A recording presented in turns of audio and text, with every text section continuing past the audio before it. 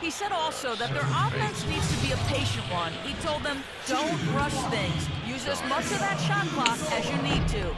So still in the opening quarter, and already some adjustments being made. Back to you, Kevin. Thanks, Doris. He hits the second from the line. First quarter of play and just over 3.5 minutes in. Well, it couldn't have been an easy call for him to switch uniforms this past offseason. Leaving a team, a city that he's called home is never easy, but he has a great opportunity here. And to me, that's the key word, opportunity. It couldn't have been easy for him to make the switch, but when you get a chance to handpick your team based on what you think is a good fit, that's hard to pass up. Shoots from the elbow. And he can't bank that one in. And there's the basket. Whistle blows and a chance for a three-point play. Going to the line for one. He got a great read of where that miss was going, and that allowed him to be the first guy to it and get the putback. Here's what Milwaukee's going with right now. And Antetokounmpo's checked in for Ilyasova. Bayless comes in for O.J. Mayo. And Nate Walters subbed in for Brandon Knight. Then for the Heat, Luis Scola. He's checked in for Josh McRoberts. Granger comes in for Lou Aldang. And it's Norris Cole in for Dwayne Wade. The Heat trail by 7.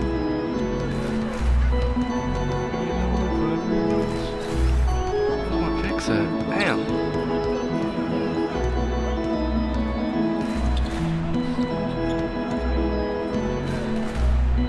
Here's D, and the officials call a traveling violation.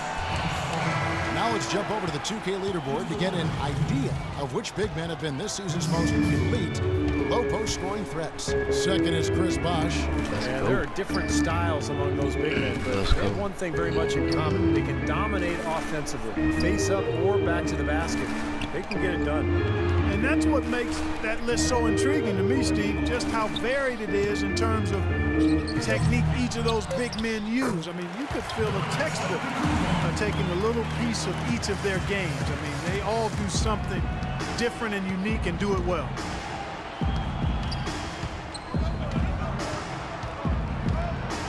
And that one is stuffed right through. That could give him a huge injection of energy, Clark. And Kevin, that's exactly what they need right now. They've got to close the gap.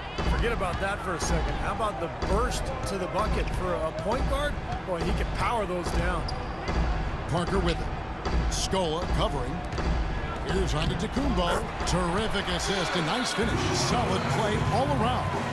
And the story of this game in the early stages is just how well they've been shooting the ball.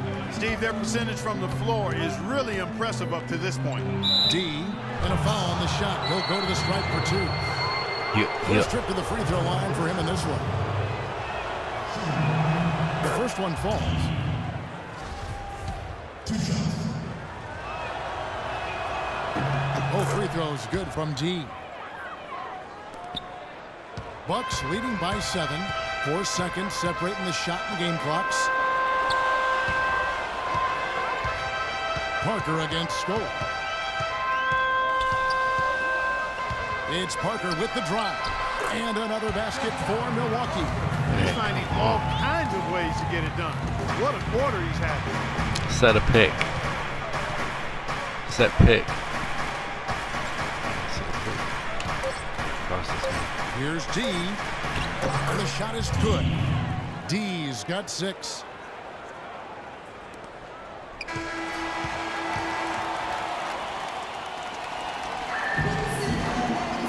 And the first quarter is in the books. Second by midway.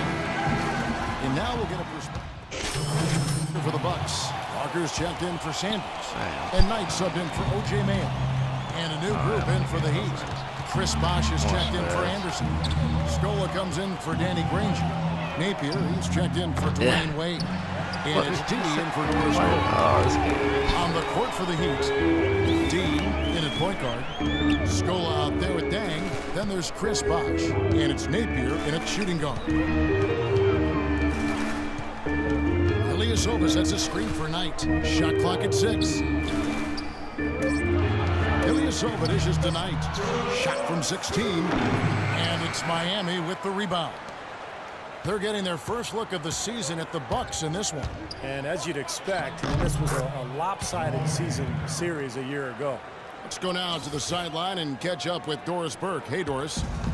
Yes, gentlemen, D in their last game against the Rockets had a nice performance.